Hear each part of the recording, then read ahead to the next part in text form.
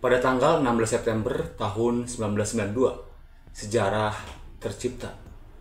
Pasar uang mulai panas. Para spekulan nyerbu pound sterling kayak serigala mencium darah. Bank of England panik. Mereka keluarin 15 miliar pound sterling buat nyelamatin mata uangnya. Mereka juga naikin tuh suku bunganya jadi 15% dalam sehari. Tapi sayang, pasar nggak percaya.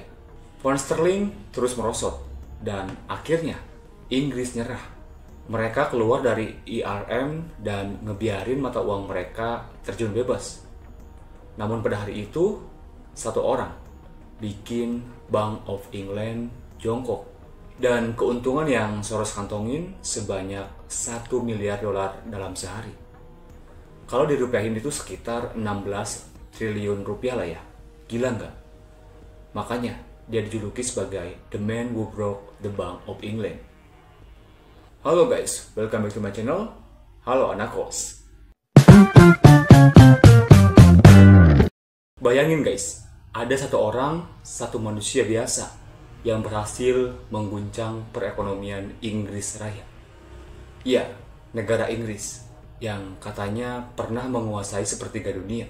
Dan yang bikin lebih gila lagi, dia nggak pakai pasukan, nggak pakai senjata, bahkan nggak pakai jas dan dasi kayak James Bond. Dia cuma duduk, buka laptop, lalu mainin angka-angka pasar. Nama orang ini adalah George Soros, dan yang dia lakuin di tahun 1992, dia dikenal sebagai Black Wednesday, hari Rabu kelabu buat Bank of England. Nah, video kali ini gue mau bahas kisah George Soros dan kehancuran Bank of England. Tanpa berlama-lama, langsung aja yuk kita bahas.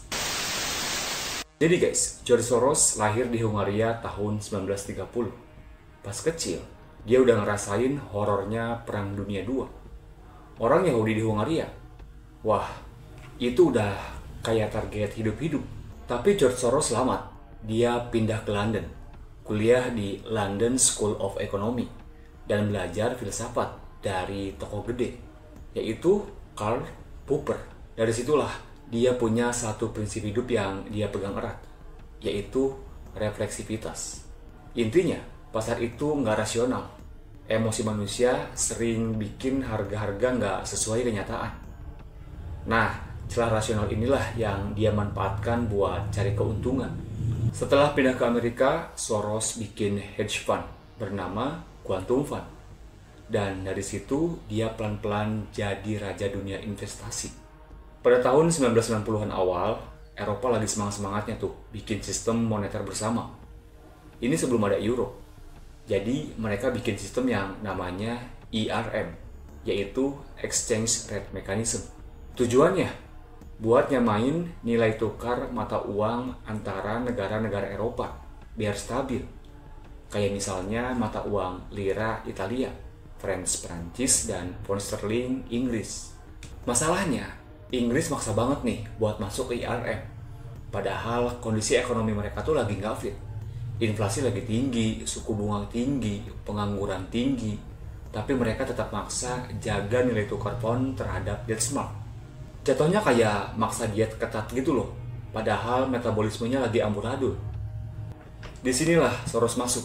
Dia ngelihat kalau pound sterling terlalu mahal dibanding nilai realnya. Dan dia ngelihat kalau Inggris terlalu keras kepala buat nurunin nilainya.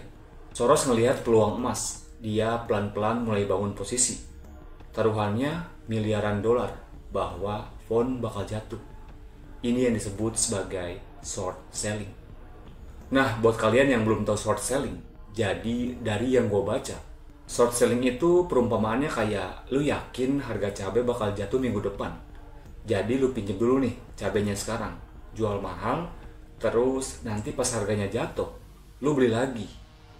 Terus balikin lagi ke yang punya, dan keuntungannya dari selisihnya. Nah, kemudian Soros dan timnya mulai borong posisi short pound sterling. Perlahan, diam-diam, sampai akhirnya jumlah taruhannya tembus 10 miliar dolar Amerika Serikat. Pada 16 September 1992, sejarah tercipta. Pasar uang panas, para spekulan nyerbu pound sterling kayak serigala mencium darah. Bank of England panik. Mereka keluarin 15 miliar pound buat nyelamatin mata uangnya.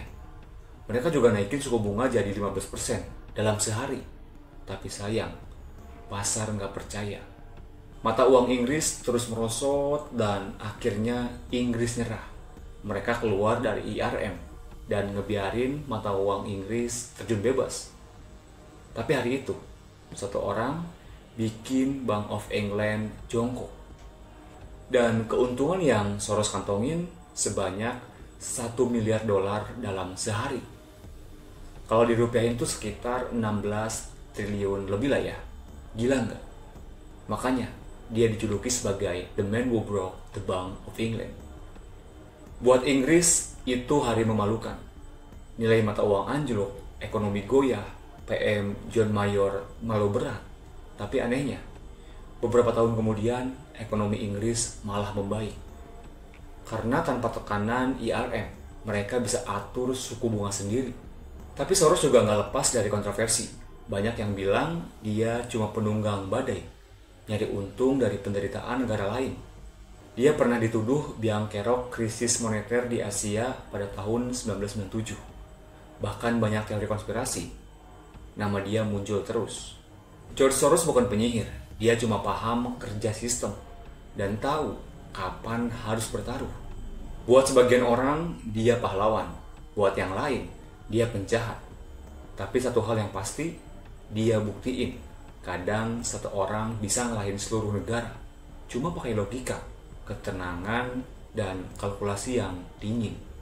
Pertanyaannya sekarang, siapa target selanjutnya? Dan kalau lu jadi Soros, apakah lu bakal ngelakuin yang sama? Tulis pendapat kalian di kolom komentar ya. Dan mungkin itu aja video gua kali ini. Terima kasih yang udah nonton, terima kasih yang udah subscribe. Thanks for watching, sampai jumpa di video berikutnya. Bye-bye.